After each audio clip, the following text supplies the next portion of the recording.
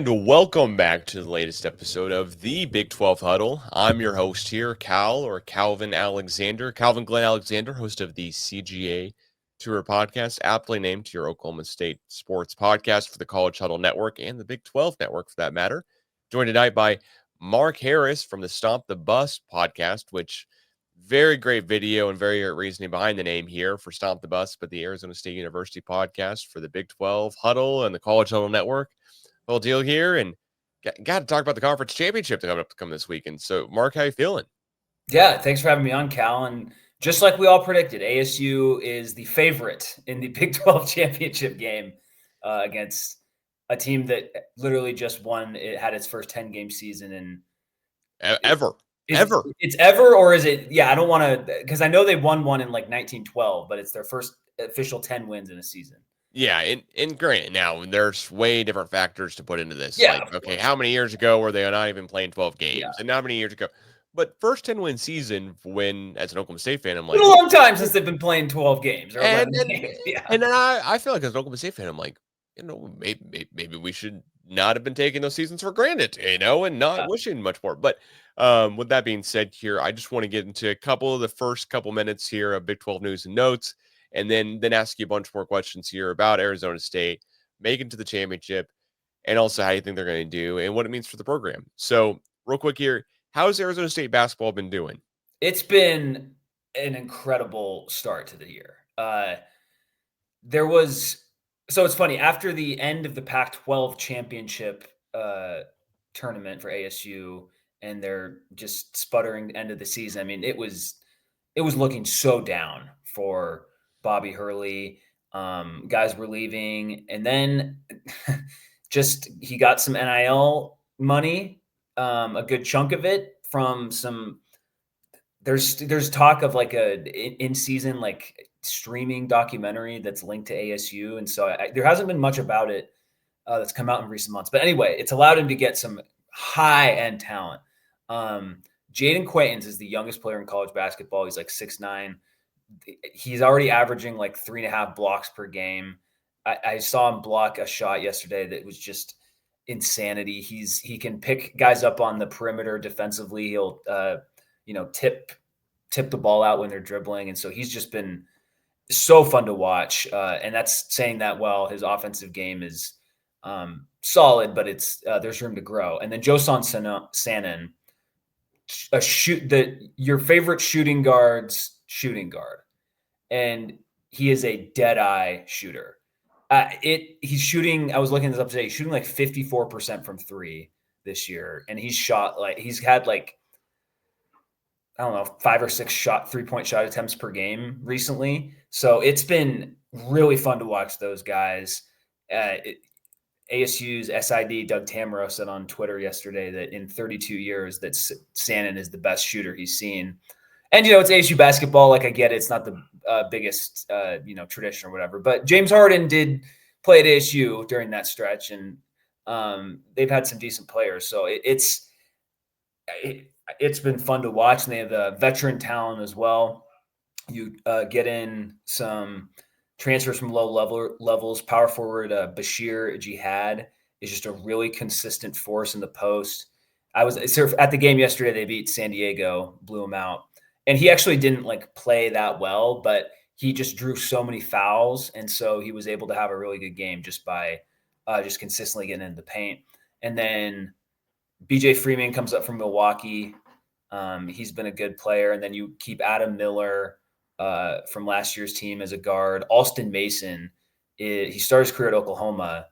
He's been a really good floor general for this team. He transferred up from, I think it was Missouri State. So everything's really kind of gelled together. And the funny thing is, they played an exhibition game at Duke right before the season started, and they got absolutely hammered. I think it was like 105-49. It was a bad score. It was so bad. And when I watched that game, it's like, yeah, I know it's an exhibition, but I can't fool my eyes.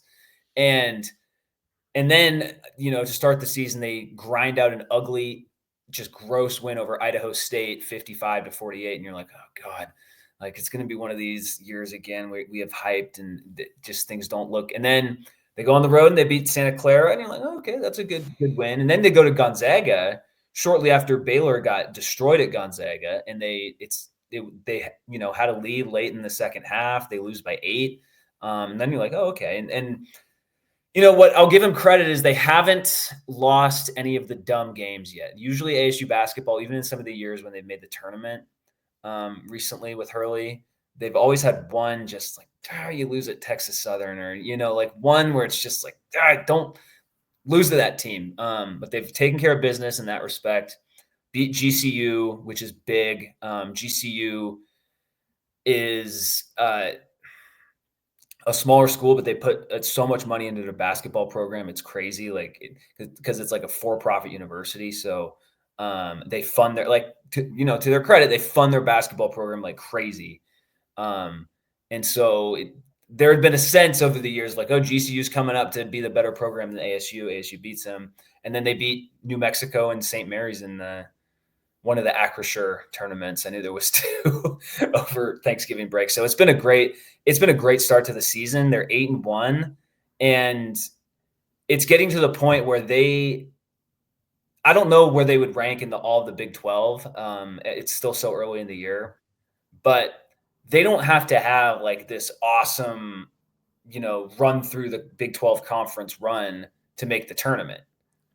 Well, they really don't. No. They have some big wins banked in already, which is nice. Which is super great here as well. I also want to get, of course, the football side here and ask about Arizona State football. There's also some other Big 12 news. National Signing Day was today. TCU looks like they have the top class, followed by Colorado and some other teams. I don't know how much to put into that because Iowa State, of course, is playing you guys this weekend here, and they have like the 12th overall recruiting class of the Big 12 out of 16 teams. So it's like it's all just what are we doing at this point with? I feel like it matters. News and notes. I feel like it really matters. Like if you're like, this sounds backhanded at the Big 12, but it's kind of true. Like if you're a program that is like legitimately competing to win the Natty, like in the next few years, then recruiting still matters so much. In the Big 12, you just can't be embarrassing, Yeah, you gotta have good groundwork. You have to get your guys. You have to have good backups. You have to have good culture. Yeah. But besides that, it's kind of like we got to fill up the roster with guys. But like, how many of these guys are going to see the field? I know Mike Gundy, Oklahoma State, does not really play freshmen a lot. They don't let freshmen or first-year players, the transfer, have any media appearances, which is also a very unique thing.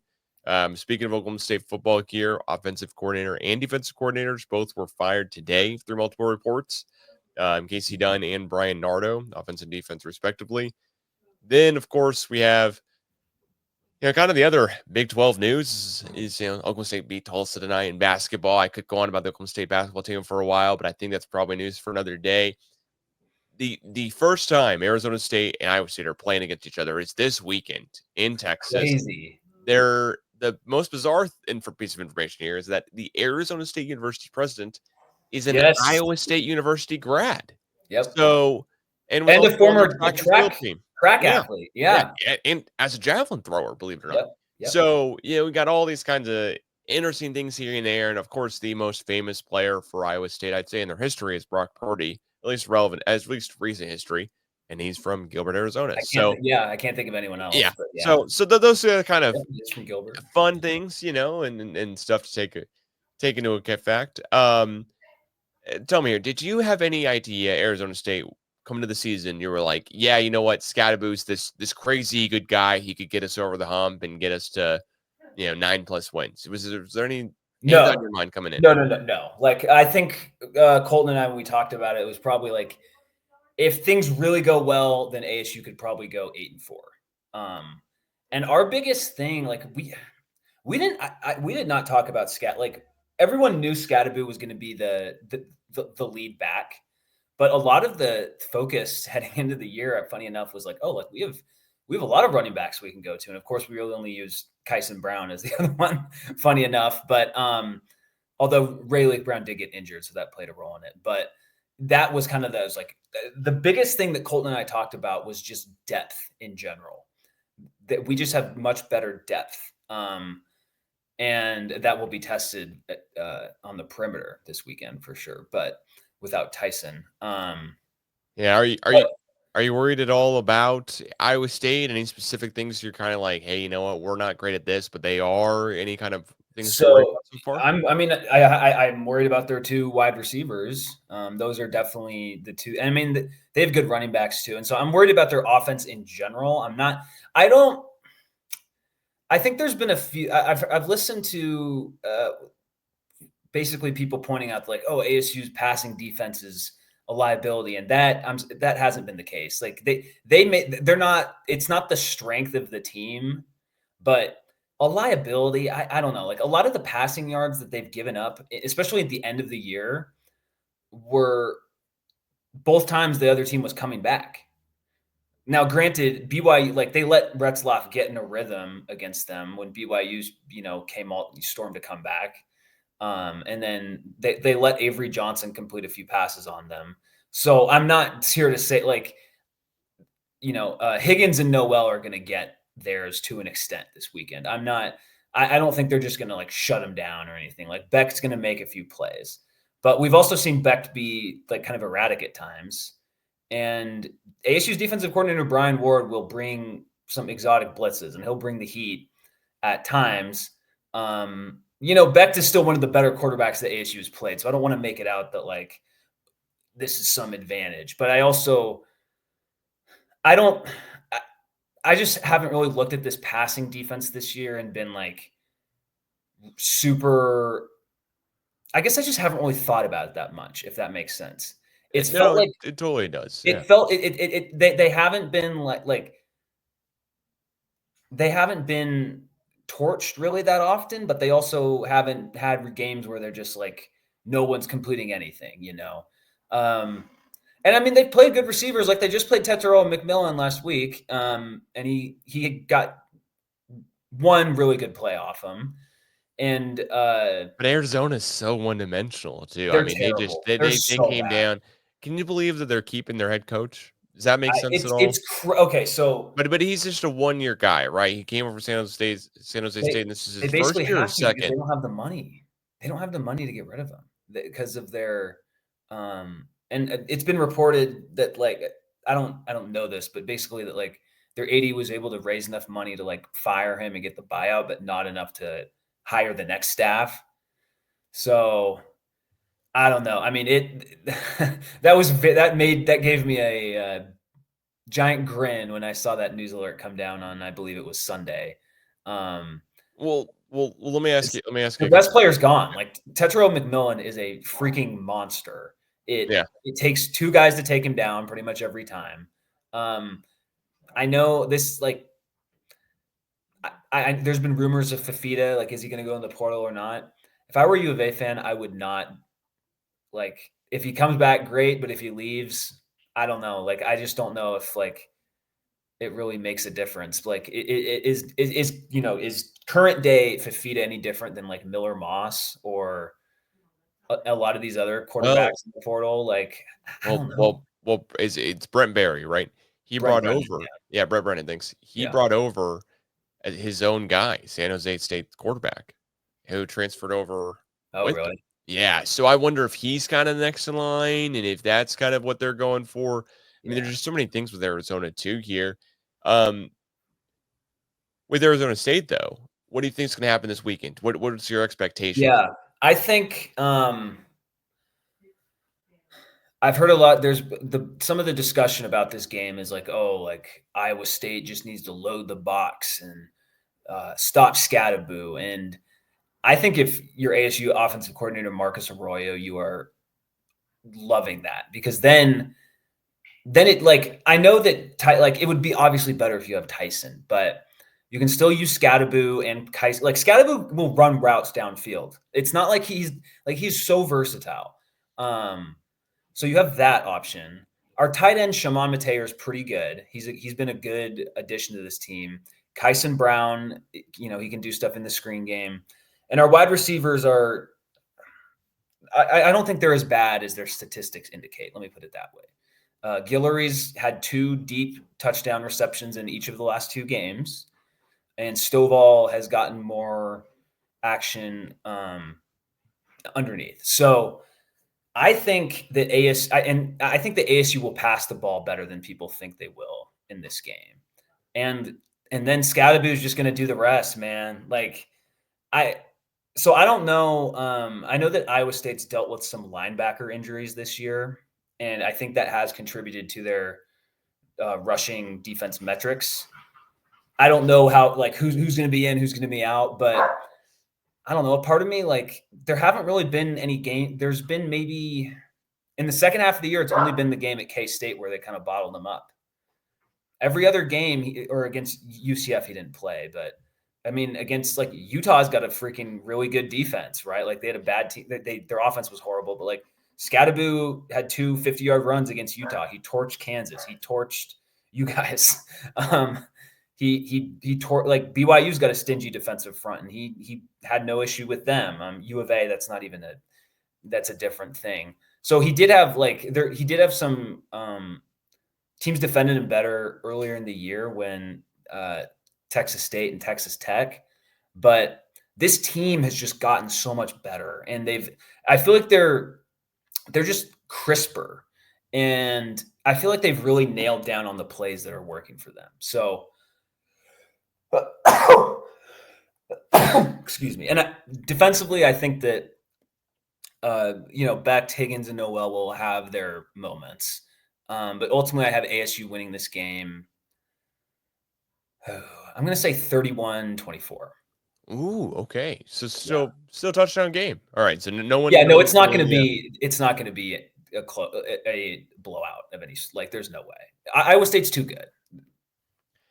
That's gonna be the interesting thing here is how good is Iowa State, how good is Arizona State? Because of course, as an Oklahoma State fan, one, you have a former Oklahoma State coach on your roster, Marcus Arroyo. He used to be the running backs coach at Oklahoma State. He's been excellent this year. And then he was especially later in the season. Head coach at UNLV before. Yep.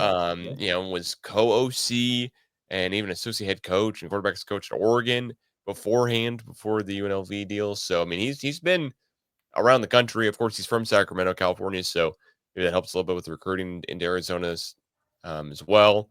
But with that, I would always rather just have lost to the champion. So I'm rooting for you guys. We didn't play Iowa State this year. I can't stand Iowa State either, just as a program, because, well, I've said it before on the last podcast, but we made a trip to Iowa State as a family, and not everyone left with fully intact bones. Some were broken, so it was a tough deal there. And then the other part of it is that when Oklahoma State plays Iowa State, we have either the shortest end of the stick possible, or it is just horrific what happens. Mm-hmm. I mean, there's one season where it was our 10th win in a row. We were 10-0. We beat them at their place. But there's 2011 where a field goal probably went through, but maybe not on a Friday night. And then there's also a game in 2021 too, 2021 as well, that doesn't really last the whole season. So it just keeps us out of things and stuff. It's tough overall. One of our 2 losses, excuse me. But want to bring it back here. Is there something that you're really expecting out of this game here, where you go, hey, you know what? I think this brings Arizona State to a new level. This means we're in a different class, or is this, do you think, kind of a flash in the pan-ish roster, and maybe next year you'll be kind of not starting over? I don't want to make it sound bad, because you guys are playing the Big 12 championship, but there's been other teams that play the Big 12 championship and then not won a conference game the next year. So I don't know. What are you thinking here? So I think that that's a good question. I would say it's a very legitimizing step that they've taken. I would put it that way. So I don't know how much.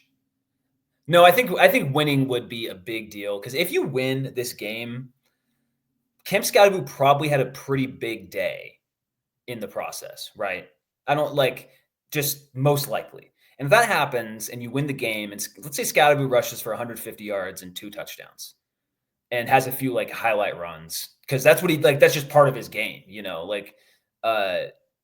so that could get him to the Heisman ceremony. And it's not it's not only just, ASU fans that are he needs to go to the Heisman. He's gained a lot of national attention this year. So I do think if you win, then you just get the extra, you get the 3-week stretch of just we made it, we're in, and the hype builds for a potential playoff game. So it would be a big step. However, like you mentioned, it is not, success has been fleeting at ASU historically. ASU this is the fourth 10-win season in the 21st century for ASU, which good, not great. That's very much a, like, I don't know, mid-ish, maybe slightly above mid-level like once every 6 years you win 10 games. That's very mid-level, but at least you're, doing it. So I don't know. There's been a lot of words out as I speak it out, but I think in terms of success next year, you already have some commitments from your really good left guard in Ben Coleman, Mateer, and then a defensive lineman, Justin Watley, all coming back. A lot of the, I don't know, reporting general consensus is that Levitt and Tyson will return. And if those two return, then the expectations will be, then it's like we can really get something going here. Because I mean, you saw Levitt. Like, Levitt's good. He is the second best QB in this league, in my opinion. And you think he's just right behind Shedeur? Yeah, so I haven't seen much of the guy from Baylor. I will say that. And Hoover at TCU seems good. The thing is with Levitt is his pocket presence is really good, and his mobility is more impressive than a lot of people. Like, they realize it when they watch the game. They're like, oh, like, this guy is getting to the corner. And then, I mean, he is really just he's got the arm talent, he's got all that, and like, he's just a smart kid. He's really competitive. And you can tell that just in some of his interviews that he's like has a real understanding of like what this system is and like where he needs to go with the ball and all this stuff. So getting him back, and it doesn't seem like he's going to leave. So that will be my answer on like what this can do for the ASU program. But it's just such a weird time in college sports because I just don't know, like, things can change so quickly. So like Indiana's having a fantastic year. Like 11-1 in Indiana is ridiculous. We don't know what's gonna like. They're half their team is like portal guys from JMU, right? Like, so it's what kind of makes college football awesome right now is, for better or worse, like, teams can change on the drop of a hat. Yeah, I mean, definitely for better or for worse. Yeah, for sure. We've seen the for worse in Tempe. For worse here. Recently. We're also right here with you there. Yeah. At least when it comes to that one. I will say, when it comes down to the quarterbacks in the Big 12, what I'm more blown away by is that you're saying, hey, he's the second best quarterback, and I'm going, yeah, he is. It just takes a second to kind of take a step back and go, yeah, it is. It is a quarterback on one of the newest teams in the Big 12, because I think Jake Retzlaff, Retzlaff is a good story, but Retzlaff's a good story. I'm talking about the guys who I think are one tier below Shedeur, because I think he's the best, and then really just talking to those guys out here for a second. I think it's Rocco Becht is in there. I think Seth Rowland or Howland, is in there. But like the Baylor quarterback, when we played him, I wasn't like, oh my gosh, I wasn't. Oklahoma State's played OU so many times, and OU has so many starting quarterbacks in the NFL, and of course Oklahoma State's played Texas Tech so many years, and they have a starting quarterback in the NFL, etc. It used to be, hey, okay, I'm worried about that quarterback beating us. Yeah. Like, I'm worried about that guy. And really, any Big 12 game this year, I wasn't worried about that guy beating us. I was just worried about the fact that they could run the ball, and that's probably just a kind of indication of how Oklahoma State was doing run defense wise. But like Brock Purdy, starting quarterback in the NFL, other Big 12 quarterbacks, of course, Geno Smith, West Virginia. There we go. Right. That was gonna be the fun one there. And you've got Kyler Murray, who counts in my opinion, and then I'm also definitely going to count Baker Mayfield. Jalen Hurts is where I'm like, I think we can count him, but he's that's kind of that's the weird one. But there's SEC guys, like Jane Daniels and Will Levis, and kind of keep working your way up. You're like Drew Lock. Oh yeah, that's right. He is starting now today at least. So kind of just different deals here. But point being, I used to think the Big 12 is just a quarterback driven league, and I don't want to take anything away from Sam Levitt, but this is not like a quarterback battle we're seeing this weekend. No, I no, do no, not no. feel like it's hey, we're seeing Jalen Hurts, Heisman hopeful versus like two Heisman hopeful quarterbacks we're not seeing play each other, which Right. is what we had seen previously when Texas would play each other, when Iowa State went back in 2020, and played Right. OU. I think that was Brock Purdy. So it just is so many different things here.